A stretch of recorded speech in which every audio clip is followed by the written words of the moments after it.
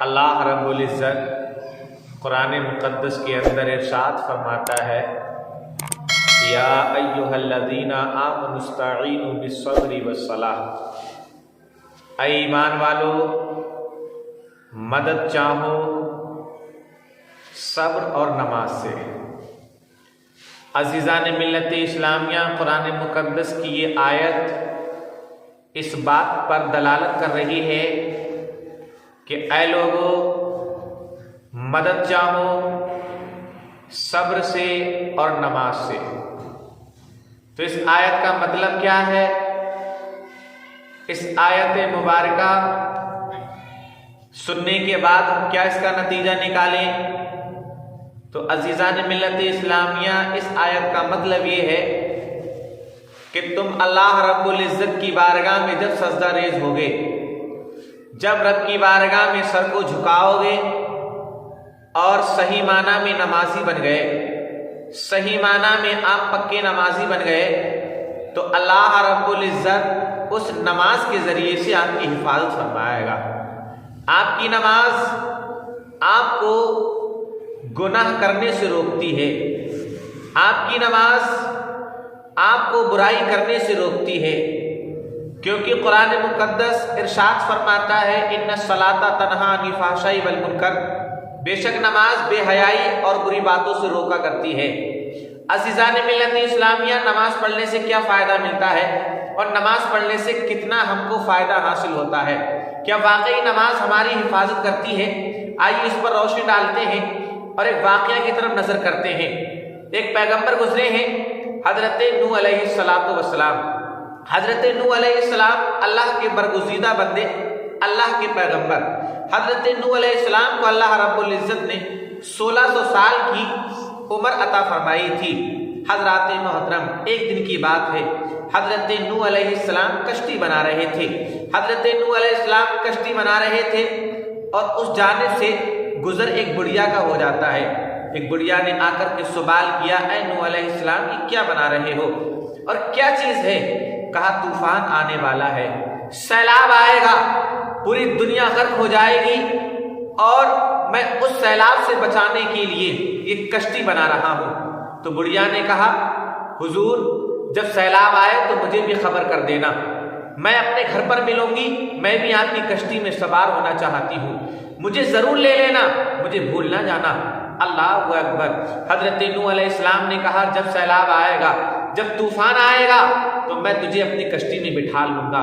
اللہ اکبر۔ وقت گزرا، وقت پر وقت گزرا، جب کشتی تیار ہو گئی، ادھر وعدے کے مطابق اللہ رب العزت نے پوری دنیا میں جب طوفان کو برپا کیا، جب پوری دنیا میں طوفان آ گیا اور کشتی حضرت نوح علیہ السلام اپنے امتیوں کو سوار کرنے کے بعد لے کر کے چلے، اس میں اپنے 82 جانثارانے، تمام امتی جو جانثاران تھے ان کو لے کر کے کشتی میں سوار کر لیتے ہیں۔ حضرات محترم، عزیزان ملت اسلامیہ، کشتی گھومتی رہی پانی پر، لیکن حضرت نوح علیہ السلام نے اس عورت کو بٹھالنا، اس عورت کو نہیں بٹھالا اور عورت زمین پر ہی رہی، کشتی میں وہ عورت نہیں آئی۔ اللہ اکبر۔ جب وقت گزرا، طوفان نوح تھم گیا۔ طوفان نوح 6 مہینے کے بعد تھما۔ کشتی جب جودی پہاڑ پر پہنچی تو کسی نے خبر دی اس بڑھیا کو کہ اے عورت، حضرت نوح علیہ السلام تو کشتی لے کر کے جودی پہاڑ پر چلے گئے۔ عورت دوڑی دوڑی آئی نوح علیہ السلام کی بارگاہ میں، اے نوح علیہ السلام، میں نے تو آپ سے ایک بات کہی تھی کہ جب طوفان آئے اور طوفان آئے تو مجھے خبر کر دینا، میں آپ کی کشتی میں بیٹھنا چاہتی ہوں، لیکن آپ نے مجھے کشتی میں نہیں بٹھالا۔ حضرت نوح علیہ السلام کہتے ہیں میں بھول گیا تھا، مجھے تیری یاد نہیں رہی۔ اللہ اکبر۔ لیکن نوح علیہ السلام فرماتے ہیں اے عورت، تو اتنی بڑی کشتی میری کشتی میں نہیں بیٹھی، اتنے بڑے طوفان سے تو بچی کیسے؟ ذرا بتا تو صحیح۔ اللہ اکبر۔ تو عورت کہنے لگی حضور نوح علیہ السلام سن لیجئے، جب میں آپ کی بارگاہ سے اپنے گھر پہنچی تھی، اپنی جھوپڑی میں جا کر کے میں نے رب کی بارگاہ میں قیام کیا، رب کی بارگاہ میں نماز پڑھنے کا میں نے ارادہ کیا اور میں نماز پڑھتی رہی، میں نماز پر نماز پڑھتی رہی، سجدے پر سجدے کرتی رہی، رب کو یاد کرتی رہی اور میں ہمہ وقت اپنے رب کو یاد کرتی رہی یہاں تک کہ طوفان آیا اس کا مجھے علم تک نہ ہوا، مجھے خبر تک نہ ہوئی، اور میں نماز پڑھتی رہی، وہ طوفان میرا کچھ نہ بگاڑ سکا۔ تو پتہ یہ چلا، عورت کہنے لگی حضور میں نماز میں رہتی تھی، میں سجدے میں رہتی تھی، اللہ رب العزت نے اسی سجدے کی برکت سے آج میری حفاظت فرمائی ہے۔ عزیزان ملت اسلامیہ، تو آپ اندازہ لگا سکتے ہیں کہ نوح علیہ السلام کے دور میں جب عورت نماز پڑھ کے طوفان نوح سے نجات پا سکتی ہے، تو قسم خدا کی ہمارے نبی کا مقام کیا ہے، ہمارے نبی کی شان کیا ہے۔ اس امت کا امتی جب نماز پڑھے گا، قسم خدا کی نبی کی بہاریں بھی ملیں گی اور اس کی نماز حفاظت بھی کرتی رہے گی۔ تو عزیزان ملت اسلامیہ، نماز کے پابند ہو جاؤ، نماز پڑھو، نماز ہی سب کچھ آپ کو عطا کرے گی۔ آپ کو برائی سے نماز روکے گی، آپ کو غلط کاموں سے نماز روکے گی، آپ کو اچھی کاموں کی طرف نماز لائے گی۔ تو آپ نمازی بن جاؤ، اور آپ نمازی بن گئے تو قسم خدا کی آپ کا بیڑا پار ہو جائے گا۔ یہ 4 دن کی زندگی ہے، یہ زندگی مت گواؤ۔ یہ زندگی اگر آپ نے ادھر ادھر وقت لگا کر کے گزار دی تو آپ کے کچھ ہاتھ آنے والا نہیں ہے۔